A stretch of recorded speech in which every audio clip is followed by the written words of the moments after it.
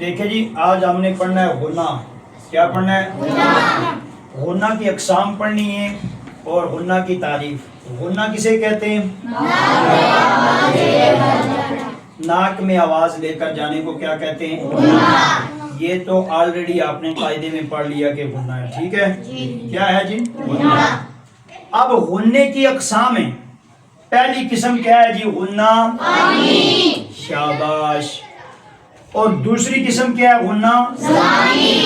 زمانی.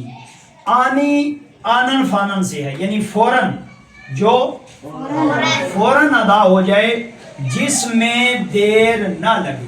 جس میں دیر نہ لگے. جیسے انعمتا.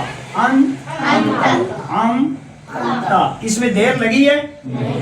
انعمتا. انعمتا نہیں ہوا. کیا ہوا ہے؟ جو آنن فانن ادا ہو. آنن. اب ہے غنہ زمانی. غنہ جس میں ایک الف کی مقدار کے برابر آواز کہاں رہے جی؟ ناک میں رہے. جیسے ان اللہ، تو یہاں ان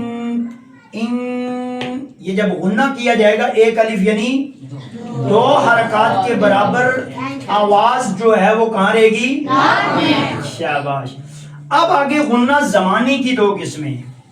پہلے ہم نے پڑھا غنہ کی قسمیں، غنہ آنی اور غنہ زمانی.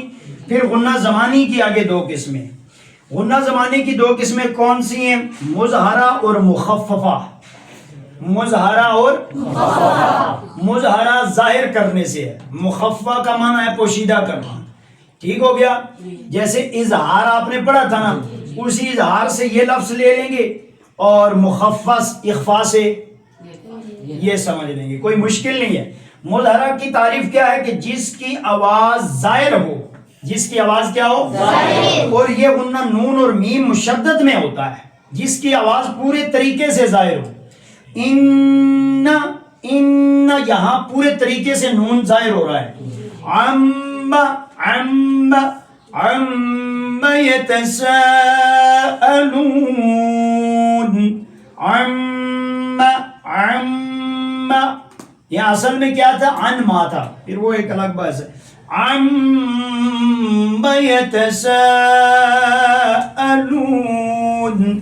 ان میں آواز ظاہر ہو رہی ہے، نون اور میم کی آواز واضح ظاہر ہو. مخففہ میں کیا ہے کہ اس کی آواز پوشیدہ ہوتی ہے. اس کی آواز کیا ہوتی ہے؟ پوشیدہ ہونے کی وجہ کیا ہے؟ کہ اس میں جب یہ ادا کیا جاتا ہے تو اس کے مخرج کا تعلق، جو مخرج سے تعلق ہے نا، جیسے لام نون میم را کا، میم کا ہم نے مخرج پڑھا تھا، نون کا مخرج پڑھا تھا. تو جب یہ ادا کیا جائے گا غنہ مخففہ تو پھر مخرج سے تھوڑی سی آواز ہٹ جائے گی، جس کی وجہ سے اس آواز میں پوشیدگی پیدا ہوگی. کیا ہوگی جی؟ پوشیدگی پیدا ہوگی. جیسے آتا، ویسے تو آپ نے یہاں کون سا قاعدہ پڑھا تھا؟ یہاں کیا ہو رہا ہے؟ اخفاء ہو رہا ہے. تو اخفاء میں یہ غنہ کون سا ہوگا جی؟ غنہ زمانی ہوگا. پھر زمانی میں کون سی قسم ہوگی؟ یہ ہمارا آج کا